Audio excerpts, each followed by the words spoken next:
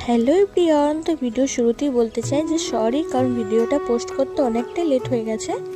দিনটা ছিল সোমবার, আর সোমবার দিন আমরা যাচ্ছিলাম বর্ধমান। আর কেন যাচ্ছি সেটা এখন বলবো না, পুরো ভিডিওটা দেখতে থাকো। তো আমরা চেপে গেছি ট্রেনে, তো আমরা ট্রেনে করে যাচ্ছিলাম।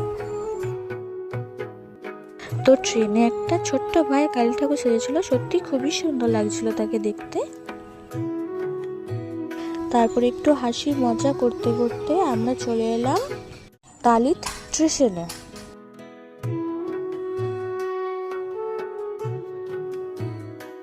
তারপরে আমরা যাচ্ছিলাম টোটোর উদ্দেশ্যে, কারণ ওখানে আমাদেরকে টোটো করেই যেতে হবে। তো তারপর আমরা টোটোতে চেপে গেলাম। তো তারপরে আমরা চলে এলাম বর্ধমান 108 মন্দিরে। তো মন্দিরে গেটের সামনে আমরা ভোলে বাবা দর্শন পেয়ে গেছিলাম।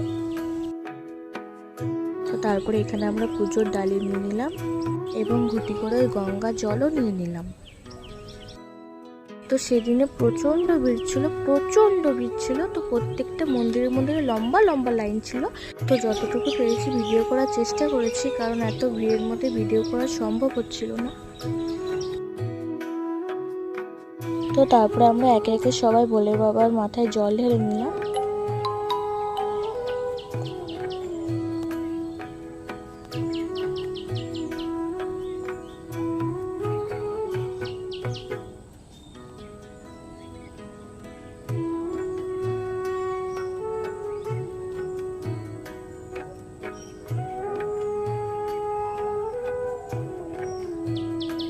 তো তারপরে আমরা একটু মন্দিরটা ঘুরে ঘুরে দেখছিলাম। তো এখান থেকে আমরা বেরিয়ে পড়লাম বাড়ির উদ্দেশ্যে।